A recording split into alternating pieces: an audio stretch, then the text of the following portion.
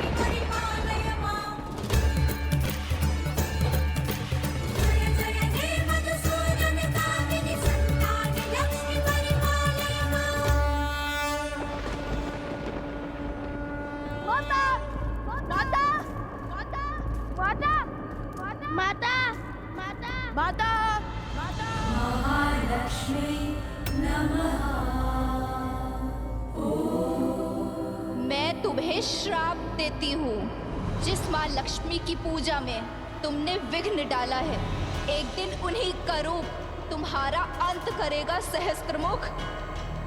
अधर्म का मार्ग छोड़, धर्म का पथ चुनने का समय आ चुका है सहस्त्रमुख रावण। और अधर्म के इस त्याग को दिशा अंतर मन का प्रकाश देगा। वो प्रकाश हर अंधकार, हर नकारात्मकता का अंत करेगा।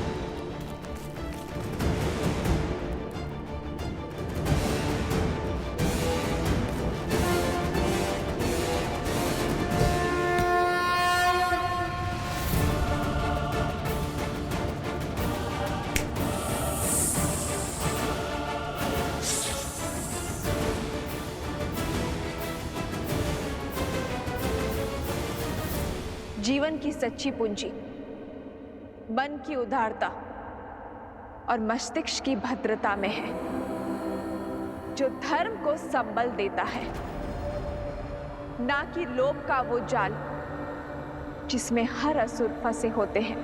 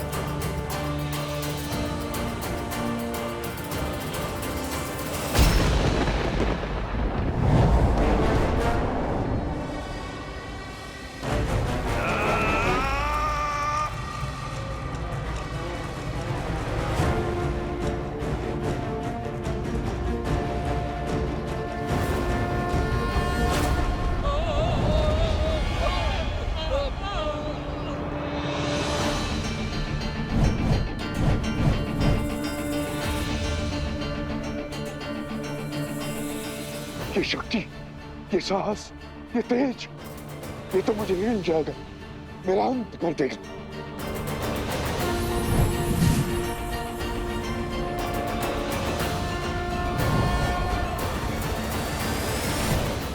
मैं चाहूं तो इसी क्षण तुम्हारे पापों का अंत कर सकती हूँ, तुम्हारा वध कर सकती हूँ।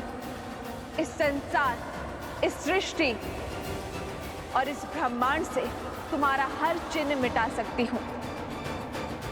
किंतु अभी वो समय नहीं आया है, तो अपने इस जीवन दान का उपयोग अपने पापों के प्रायश्चित में उपयोग करो, क्योंकि यदि इस क्षण के बाद हम दोबारा मिले तो वो तुम्हारे जीवन का अंतिम क्षण होगा। कालो ही कारण धर्मस्य कालो जय पराजय, काल सर्वस्य हेतु सदा संयम पालयेत्।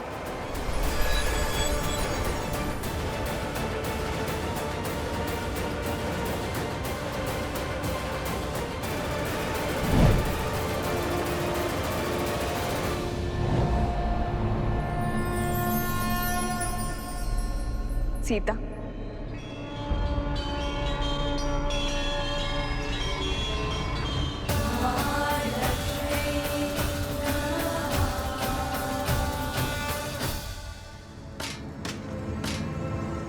मैं हार गया।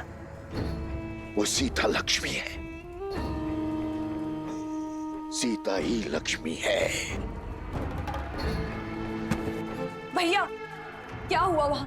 बताइए मुझे। तुम हो हर समस्या का मूल। तुमने ही रावण का अंत करवाया, अब मेरा भी करवाओगी। तुमने कहा था ना, वो देवी का रूप नहीं, नारायण की श्री नहीं, एक साधारण स्त्री है जिसे तुम अबला समझ रही थी। वो बल का आधार निकली, मेरा काल निकली, लक्ष्मी का अवतार निकली। अनित खतरा है, कुछ तो है जो उचित नहीं हो रहा है। मुझे बहुत चिंता हो रही है। शीघ्र चलो कोश, मेरा मन बहुत घबरा रहा है। माँ तो कोई संकट में ना हो। हाँ, मैं ही तुम हो सीता, और तुम मैं, अर्थात लक्ष्मी, नियति को चलाने वाली नारायण की श्री। किंतु तुम्हारे मानव रूप को ये भान नहीं है, और ये निर्णय भी हमारा था। किंतु तुम्हारी समस्याओं का समाधान निकालने के लिए मुझे तुम्हारे भीतर से आना ही पड़ा। तुम्हारा ये जानना अति आवश्यक था कि इन सभी षड्यंत्रों के पीछे कौन है। यदि हमने ये नियति चुनी है तो अवश्य ही इसके पीछे कोई बहुत बड़ा उद्देश्य होगा। अवश्य। देवी, आवश्यकता से अधिक ज्ञान उद्देश्य में संदेह को जन्म देती है। व्यक्ति हर बात, हर घटना, हर मनुष्य के कर्म के पीछे संदेह करता है, किंतु सीता के जन्म में संदेह का कोई स्थान नहीं है। इसलिए कृपा करके आप मेरी स्मृति से इस ज्ञान का हर अंश मिटा दीजिए। तथास्तु। सिद्धलक्ष्मी परालक्ष्मी लक्ष्मी नमोस्तुते महालक्ष्मी नमः। माता, माता, माता, माता, माता, माता।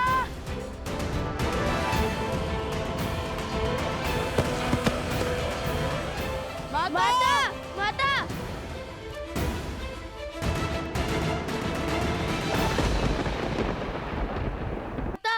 आंखें खोलिए माता, माता, आंखें खोलिए माता, माता।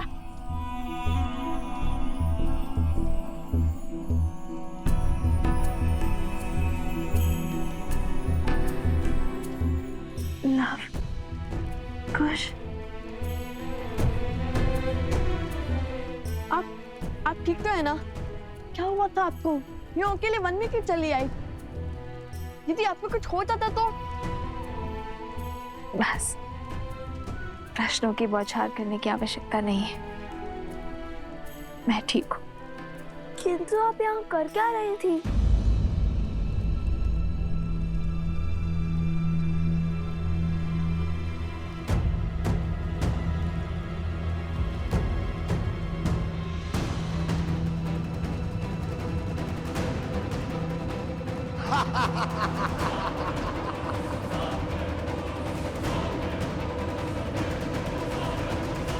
मैं यहाँ कैसे? कुछ समझ नहीं आ रहा। मैंने उन असुरों का सामना किया था और फिर सब धुंधलाने लगा और अंधकार में विलीन हो गया। माता, आप हमें आश्रम में रहने का निर्देश देकर के लिए वन में क्यों चली आई? जानती है कितनी चिंता हो रही थी हमें आपकी। आप सब चिंता छोड़ो और चलो यहाँ से। नियति के हर फेर में कोई ना कोई भलाई अवश्य छुपी होती है और हमें सदा अंधकार के इस संसार में भलाई की लौ खोजनी चाहिए। अर्थात? कई बार हमारे जीवन में ऐसी समस्याएं घटती है जिसका हल ढूंढना असंभव सा प्रतीत होता है, किंतु वो समस्या तब तक बड़ी लगती है जब तक उसका सही समाधान ना मिल जाए।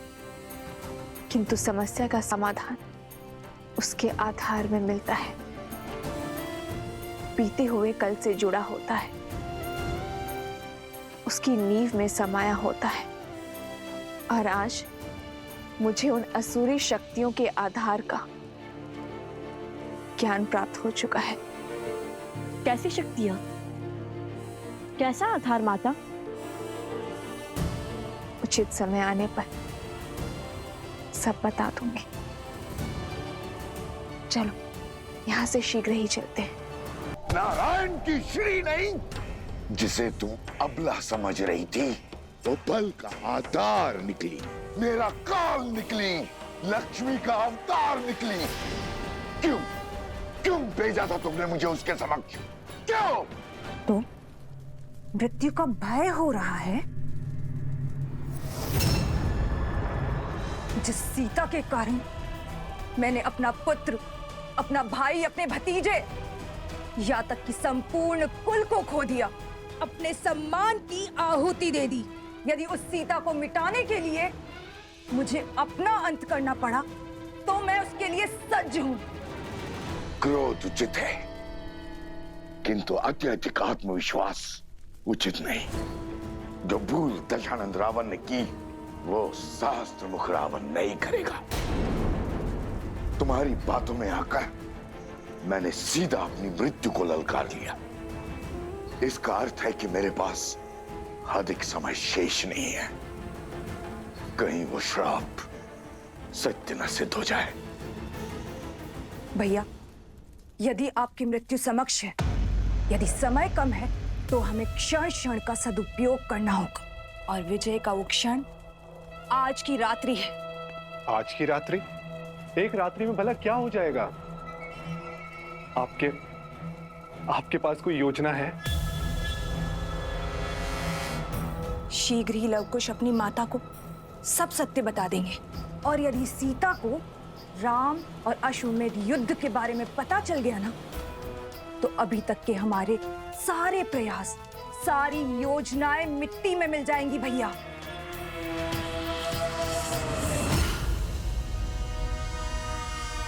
और सीता कभी राम और लवकुश का युद्ध होने ही नहीं देगी। और यदि राम को सब सत्य पता चल गया, तो वो इस द्वंद्व से पीछे हट और उन्हें अपनाने के लिए वो आगे बढ़ जाएगा।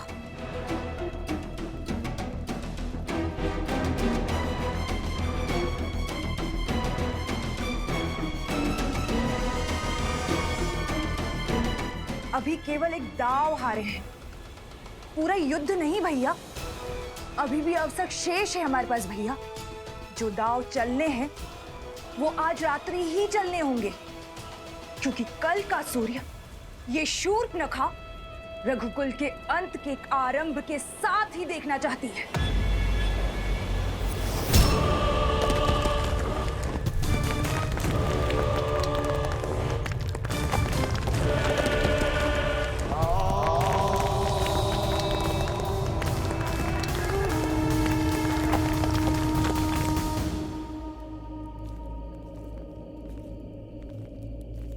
समझे कुश, माता ने क्या कहा? हाँ भैया, कि कभी कभी समस्या सुलझने का नाम ही नहीं लेती। पर ये भी समझ गया कि हमें माता को सत्य बताने से पहले अंतिम बार और प्रयास करना चाहिए, कोई आधार और मार्ग खोजना चाहिए। वो आधार जो समस्या के आज में नहीं, बीते हुए कल से जुड़ा हो। क्या बात है भैया, बड़े बुद्धिमान है आप, बिना बताए समझ गए।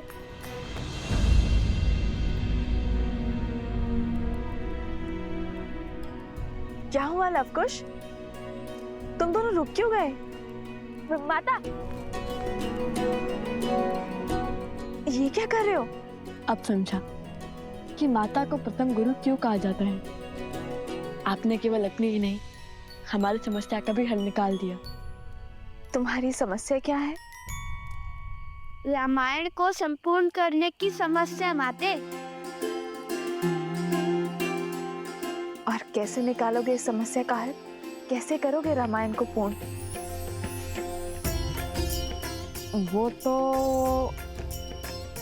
हम भी नहीं जानते, किंतु इतना अवश्य पता चल गया है कि हमें समस्या का आधार खोजना होगा।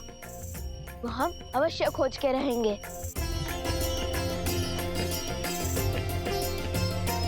तुम दोनों मुझसे कुछ छुपा तो नहीं रहे हो ना?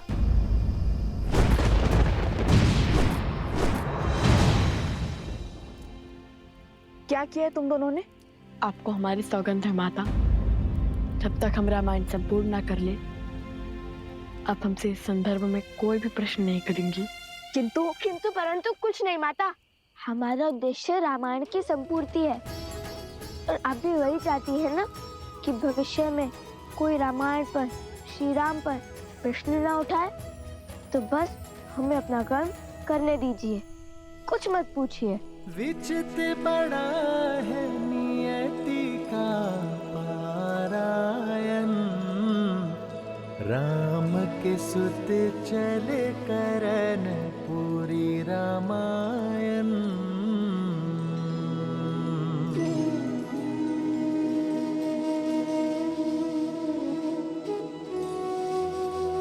आर्य सुमंत, आप बड़ी देर से जाग रहे हैं, तनिक कुछ देर के लिए विश्राम कर लीजिए।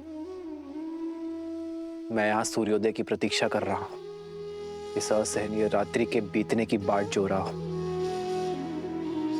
क्योंकि मेरा मन कहता है कि कुछ तो है जिसे हम समझ नहीं पा रहे हैं, जिसका संकेत प्रकृति की ये उथल पुथल दे रही है।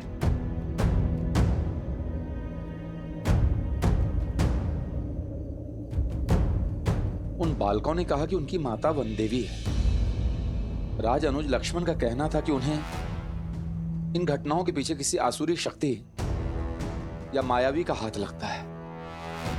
आपको लगता है कि वो बालक हार मान जाएंगे?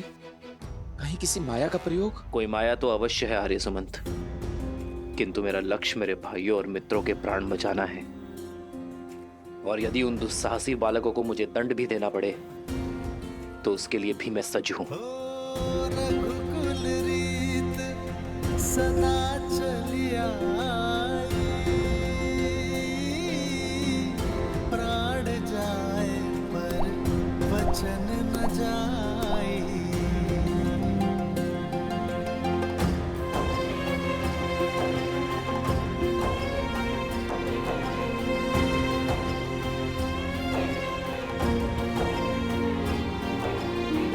यदि समस्या है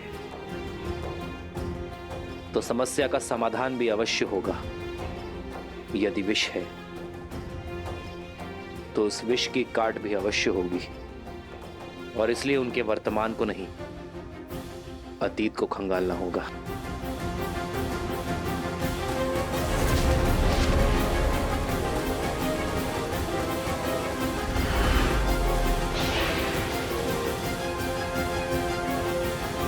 आर्य सुमंत, सर्वप्रथम हमें घायलों को बचाना होगा। जी महाराज। सावधान। बचाओ कोई, बचाओ बचाओ।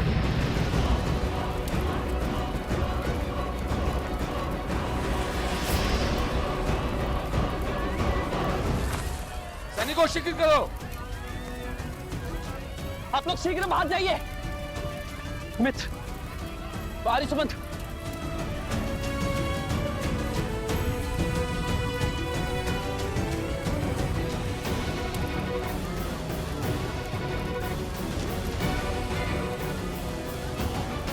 सैनिकों शीघ्र करो।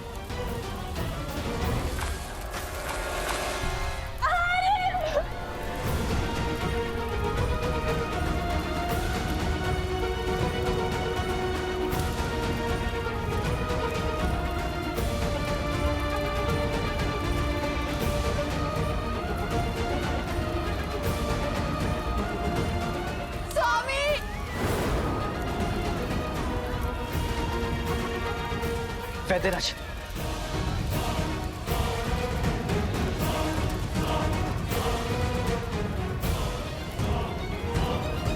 आप तीनों वहीं रुक जाइए, भीतर संकट है। हम नहीं रुक सकते जयश्री। नहीं उर्मिला, श्रुति नहीं। ये निवेदन नहीं, आदेश है। मैं अपने भाइयों को कुछ नहीं होने दूंगा, मुझ पर विश्वास रखिए।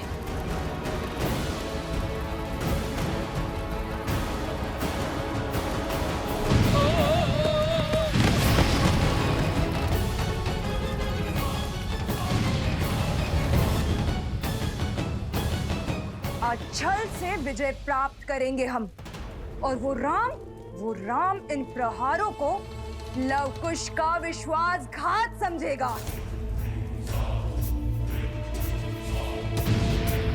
साम दाम दंड भेद हर युक्ति हर शक्ति लगाऊंगा। आज की रात्रि मेरी हर असुरी शक्ति का केवल एक ही कार्य होगा, राम के मूर्छित भाइयों को मृत्यु तक पहुंचाना।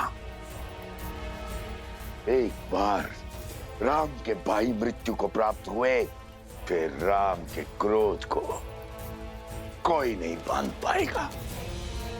उसकी क्रोधाग्नि में रघुकुल स्वाहा हो जाएगा।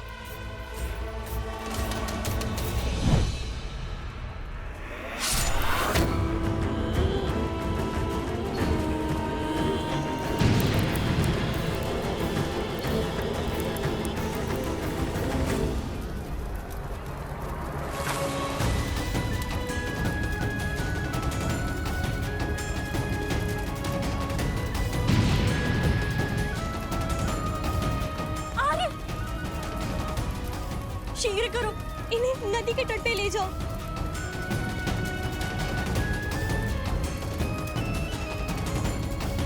स्वामी!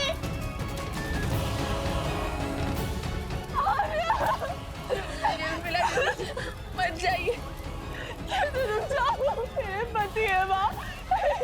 नहीं उर्मिला, भाई मैं भक्ति को मत बिसराओ। विश्वास रखो श्री राम पर, वो अपने भाइयों को कुछ नहीं होने देंगे। लक्ष्मण, आर्य सुमंत, आप बाहर जाइए।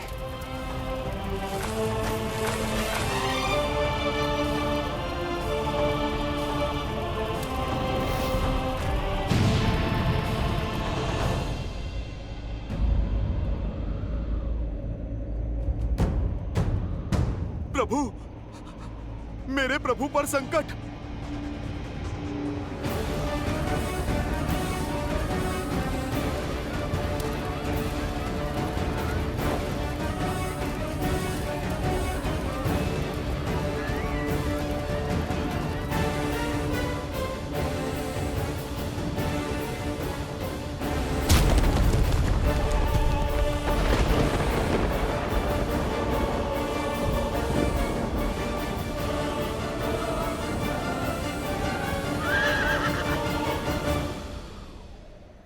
मैंने समर्पण किया है अपनी इच्छा से। आप अपने सेवक पर विश्वास रखकर निश्चिंत होकर जाइए माता की रक्षा के लिए। इस अश्व की रक्षा मैं करूंगा। प्रभु, ये कैसा घोर संकट आन पड़ा है। इस घड़ी में मुझे आपके पास आपके साथ होना चाहिए था और मैं यहाँ आपके पुत्रों के वचन के पाश में बंधा हूँ।